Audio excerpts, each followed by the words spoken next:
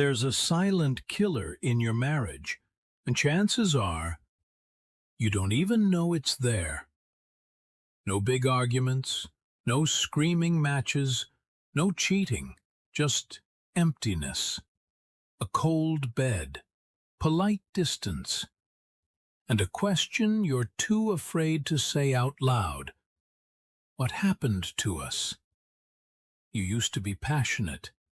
You used to laugh, touch, connect. Now it feels like you're roommates, co-parents, business partners, anything but lovers. In this video, I'm going to tell you the main reason you're in a sexless marriage. It's not what you think. It's not about your looks. It's not about your libido. And it's definitely not about just being tired. What I'm about to reveal is something most couples never see coming. But once you understand it, once you see it, it changes everything. Let's get into it. First, let's clear something up. Sexless marriages don't start that way. They become that way, slowly, silently. One unspoken truth at a time. One unresolved emotion. One missed opportunity to connect. And while many people blame stress, work, parenting, or hormones, those are just symptoms. The real cause? Emotional invisibility. Let me explain. Emotional invisibility, the hidden divorce before the real one. Here's a brutal truth. Your partner stopped wanting sex the moment they stopped feeling seen. Not looked at, not acknowledged, not appreciated. Seen. Deeply, emotionally, intimately. When we first fall in love, we see each other with curiosity. We ask questions. We lean in. We notice the little things. The way they bite their lip when they're thinking. The way they light up when they talk about something they love. But over time, routine kills curiosity. Instead of, "How was your day?" it becomes, "Did you pay the bill?" Instead of, "Tell me what's on your mind," it becomes, "Did you take the trash out?" The result?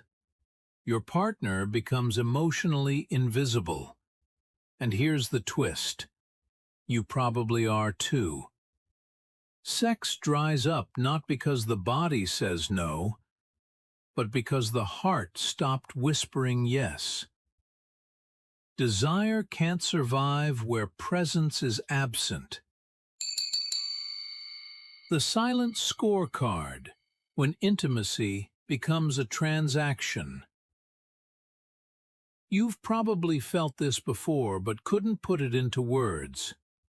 I do everything for them. I provide, I help, I support, and still, nothing.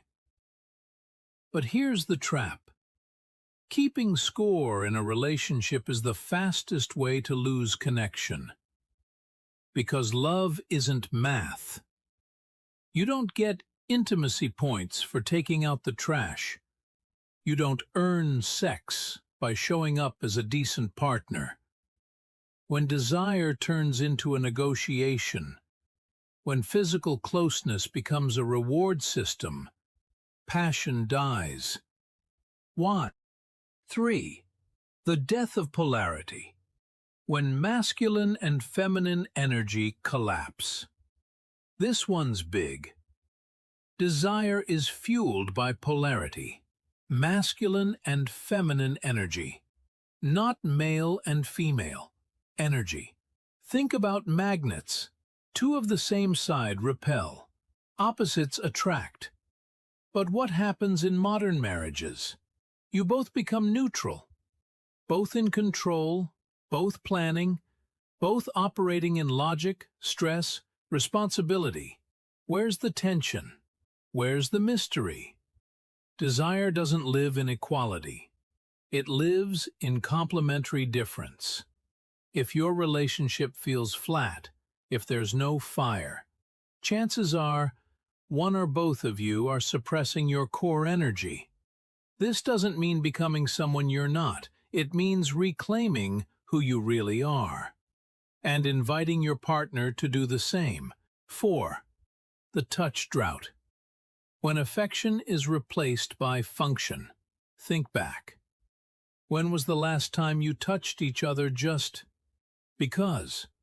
Not because you wanted sex, not because you were saying goodbye, just because you felt like it.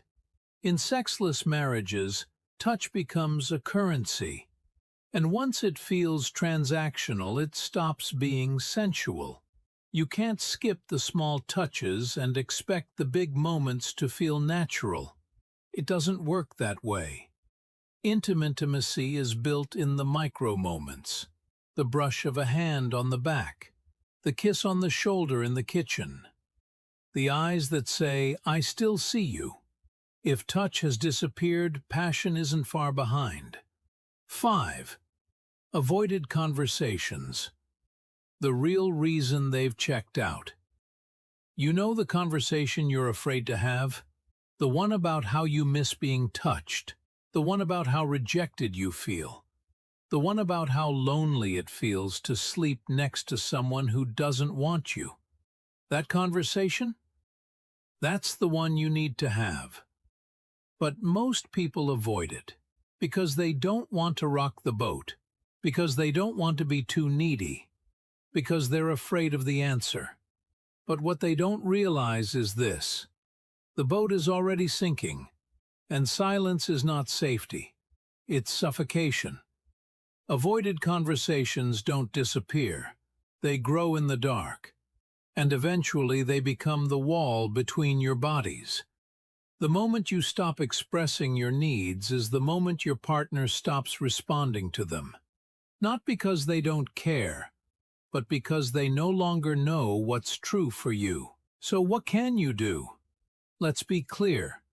You don't fix a sexless marriage by planning a romantic weekend or buying new lingerie. You fix it by doing the scariest thing of all: getting real. Real about your loneliness. Real about your desire. Real about your part in the disconnection. And most importantly, real about wanting to be chosen again. Here's what I want you to do. If this video hit something in you, if it made you pause, or if you felt that lump in your throat, don't just scroll away. Don't push this into the background of your mind. Take action. Talk to your partner tonight.